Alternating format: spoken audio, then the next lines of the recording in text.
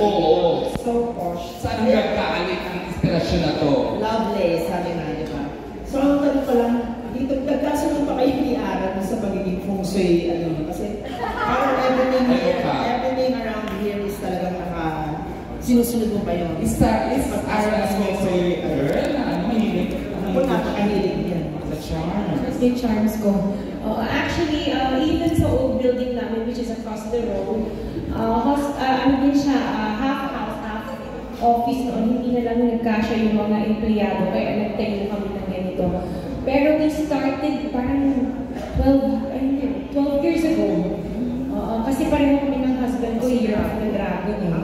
So, parang tinaray lang namin. And then, parang isa siya sa ingredient na yung positive vibe. Talagang totoo pala. Si Ara, nagka-jive pa kayo ni Ate Sara dahil sa Did you talk about it? You're into mga charms, ganyan, laki-laki. Kasi talagang naniniwala ka dyan eh. Hindi masyado, pero pag nakikita ko, ang laki ng ano yan, like yung statue na, ano tawag doon? Meron ako doon, pero General 1. General 1. Ganun lang yung sa akin. Yung sa kanya life size. So, nakikita ko yung collection nila.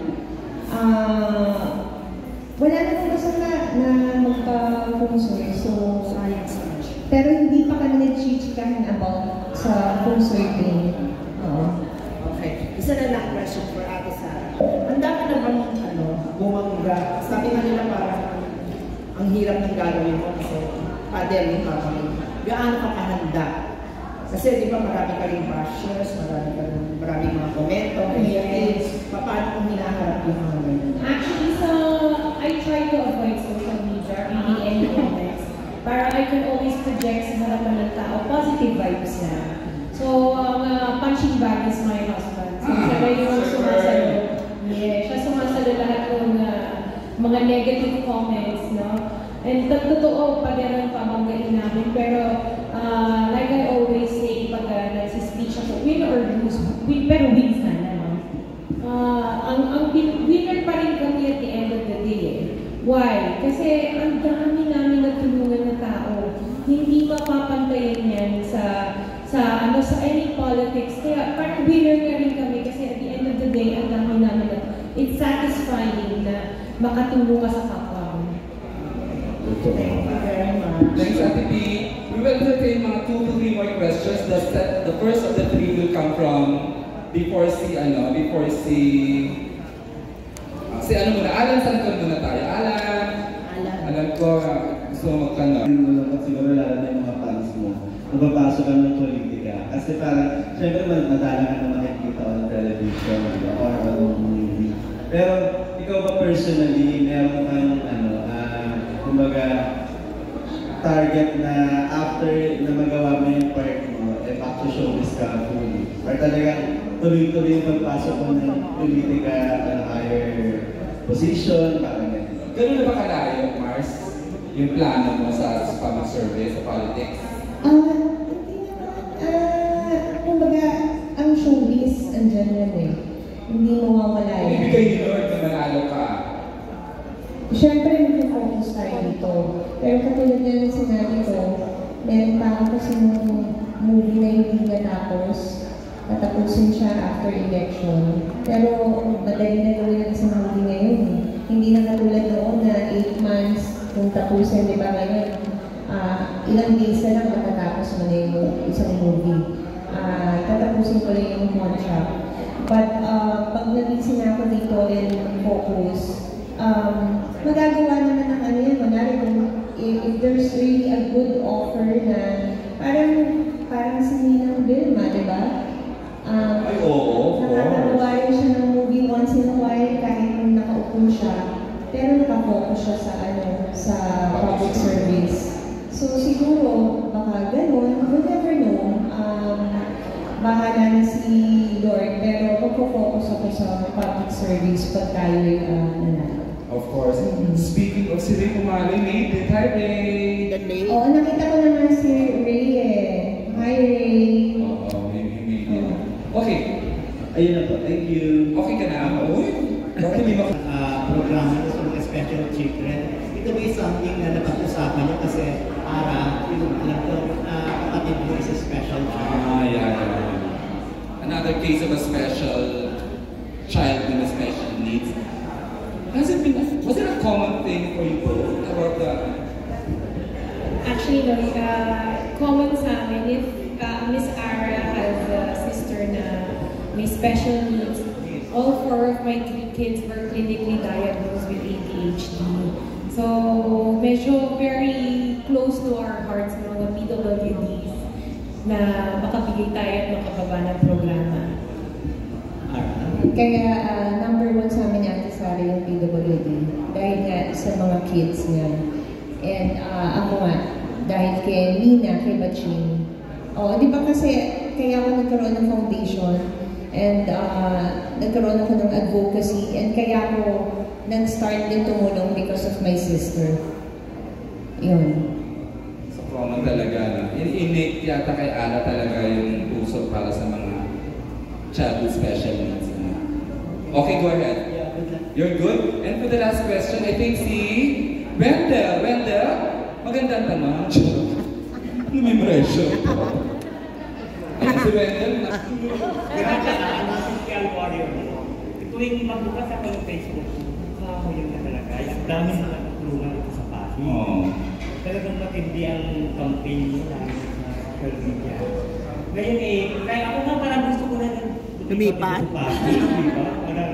Bibili ka ng property dito? Ay, hindi naman. Building, bibili ka. Kung ang tanong ko, sino ka talaga yung kalaki ng property mo? Sino yung talagang nag-book sa inyo na talagang tumakbo? Kasi sabi mo Di ba yung inspiration? Di ba sabi mo kanila, pader ang binabangga mo. So kailangan yung armas mo bakal para matumbay ka. Ay, ang lino. Wow! Pag sa vlog ni Tita Christy, malabo. Ay, ang lino. Thank you, Wendell. Ang ganda ng tanong. Kasi, who do you look up to, Ate Sara? Isa sa mga inspirations ko, of course, was the former Prime Minister Margaret Thatcher, or the Iron Lady kung tawagin sa UK. Sobrang na-improve niya yung mga laws sa UK. Halos sa kanya nang galing na ini-improve na along the way. Pero ang nasa likod ka talaga, or talagang nagpo-push sa akin, or talagang nakasupport sa akin would be my husband. Talagang siya yung bato ko or yung bakal na sinasabi mo na nasa likod ko. Ara, you have something to say? May question ba kay Ara? Alam namin dito sa Pasig, hindi naman nawala. Andito lang talaga. Oo. Our ancestral house. Wala na yung sa Marikina na undoy na, di ba? Ay, correct. Oo. Dinenta na yun. Si Mami okay naman na. Nakalabas siya bago mag-New Year. Oo. She's 77 years old now. Kaya sabi niya, at the same time worried siya, but happy naman siya dahil maganda naman ang naririnig niyang feedback dito sa ginagawa ko. Or sa lahat ng ito, thank you, Wanda. Sa lahat ng ito, sino yung role model mo when it comes to public service, politics, amateur ka pa lang, pero yung puso mo parang senior na, di ba? Yung puso mo sa pagtulong, gusto mo isa-isahin ko yung mga tinulungan mo? Huwag na. Kasi bata pa ako, napapanood ko si Oprah eh. Si Marie Oprah? Oo.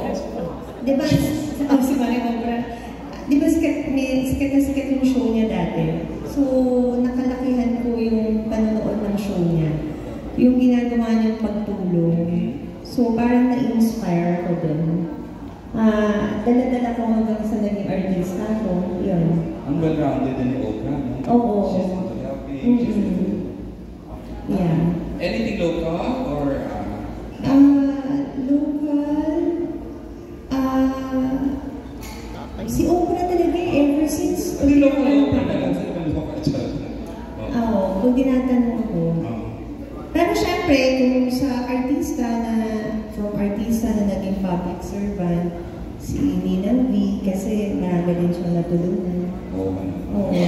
Kasi di ba si Ninang V from nagpa-sexy din siya, di ba? True. Tapos napunta rin yung ano niya, yung career niya sa public service. Alam mo, Mars, ako naniniwala ako regardless ng artista ko, hindi pero kung mabuti ang puso mo deserve mong tumakbo. Totoo yan. Ay, taga-industriya ako, so naniniwala ako. Minsan, di ba minsan buti rin ang puso niya. Yes, oo. Nakakatuwa. Yeah, kaya nga sobrang grateful ako sa mga nagpunta talaga dito. Alam niyo yan. Love ko kayo. Mel, thank you for mounting this, for organizing. Lolokohin ko nga si Mel eh. May nakalimutan siyang invite. Oh! Si Rito Leo. Diyan o, sa tabi mo. Ayan, gitna. Si Laika Bu.